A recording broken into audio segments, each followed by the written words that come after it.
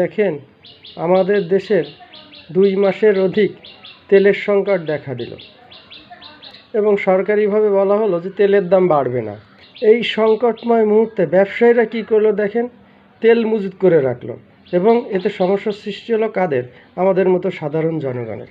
জ্বালানি তেলের সংকটের কারণে যাতায়াতের সমস্যা এবং কৃষিক্ষেত্রে হাজার হাজার হেক্টর জমি চাষাবাদের ক্ষেত্রে তেলের অভাবে চাষ করতে পারল না এবং সরকারভাবে ঘোষিত হলো যে তেলের দাম বাড়বে না, যে করে হোক ভর্তুকি দিয়ে হোক তেল সংকট আমরা নিরসন করব। অথচ অসাধু ব্যবসায়ীদের তেল মজুত করার সঙ্গে সঙ্গে তেলের দাম 15 টাকার অধিক বেড়ে গেল। তো দেখেন, এতে লাভবান হলো কারা?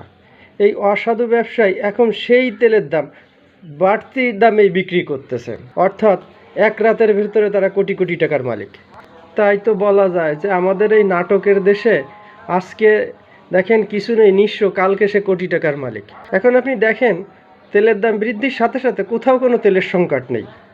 হ্যাঁ, আপনারা তো বলতে পারেন যে তেলগুলো যে কৃত্রিম সংকট সৃষ্টি হয়নি, তার কারণ হলো দেশের যে মিডিয়াগুলো অডিট করেছে। ও তো 2-1টা জায়গা ছোটোখাটো চুনোপুটি, বড় বড় যারা ব্যবসায়ীরা তেল মজুত করেছে তাদেরকে কিছু করতে পারেনি, যারা কোটি কোটি টাকা আর সিন্ডিকেট করছে। সময়ের ব্যবধানে দলীয় লোকের পরিবর্তন, এক শ্রেণী খেয়েছে আর এক শ্রেণী খাবে। আর আমরা যে গরিব শ্রেণী কিংবা মধ্যবিত্ত শ্রেণী, নিম্নমধ্যবিত্ত শ্রেণী, আমরা যে অসহায় শ্রেণী, আমরা সারা জীবন এই বাংলাদেশে অসহায় থেকে যাব।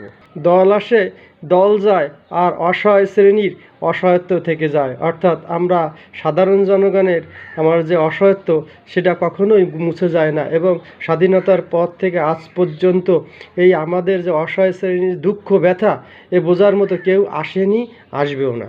তাই অসহায় শ্রেণীর প্রতি আহ্বান, আমাদের দেশের যে রাজনৈতিক দল আসুক না কেন, সমস্ত রাজনৈতিক দল আমাদের বর্জন করা উচিত, কারণ স্বার্থের কাছে সকল রাজনৈতিক দল পরাজিত।